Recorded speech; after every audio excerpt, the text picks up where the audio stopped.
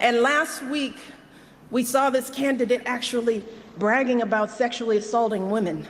And I can't believe that I'm saying that a candidate for president of the United States has bragged about sexually assaulting women. And I have to tell you that I can't stop thinking about this. It has shaken me to my core in a way that I couldn't have predicted. So while I'd love nothing more to pretend like this isn't happening and to come out here and do my normal campaign speech, it would be dishonest and disingenuous to me to just move on to the next thing like this was all just a bad dream. This is not something that we can ignore. It's not something we can just sweep under the rug as just another disturbing footnote in a sad election season. Because this was not just a lewd conversation. This wasn't locker room banter. This was a powerful individual speaking freely and openly about sexually predatory behavior and actually bragging about kissing and groping women, using language so obscene that many of us were worried about our children hearing it when we turn on the TV. And to make matters worse, it now seems very clear that this isn't an isolated incident. It's one of countless examples of how he has treated women his whole life. And I have to tell you that I listen to all of this, and I feel it so personally. And I'm sure that many of you do too, particularly the women. The shameful comments about our bodies, the disrespect of our ambitions and intellect, the belief that you can do anything you want to a woman. It is cruel. It's frightening. And the truth is, it hurts. It hurts. It's like that sick, sinking feeling you get when you're walking down the street minding your own business and some guy yells out vulgar words about your body. Or when you see that guy at work that stands just a little too close, stares a little too long, and makes you feel uncomfortable in your own skin. It's that feeling of terror and violation that too many women have felt when someone has grabbed them or forced himself on them and they've said no, but he didn't listen. Something that we know happens on college campuses and countless other places every single day.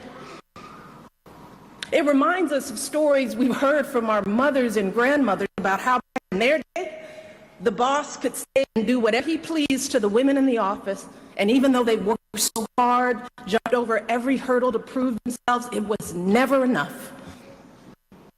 We thought all of that was ancient history, didn't we? And so many have worked for so many years in this kind of violence and abuse and disrespect, but here we are in 2016, and we're hearing these exact same things every day on the campaign trail. We are drowning in it. And all of us are doing what women have always done. We're trying to keep our heads above water, just trying to get through it, trying to pretend like this doesn't really bother us. Maybe because we think that admitting how much it hurts makes us as women look weak. Maybe we're afraid to be that vulnerable. Maybe we've grown accustomed to swallowing these emotions and staying quiet because we've seen that people often won't take our word over his. Or maybe we don't want to believe that there are still people out there who think so little of us as women. Too many are treating this as just another day's headline, as if our outrage is overblown or unwarranted, as if this is normal, just politics as usual. But New Hampshire, be clear, this is not normal. This is not politics as usual.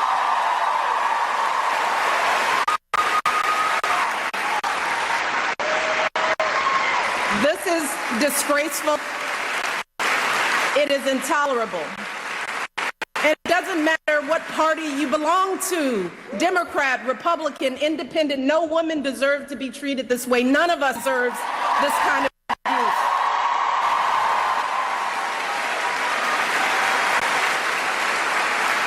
And I know it's a campaign, but this isn't about politics.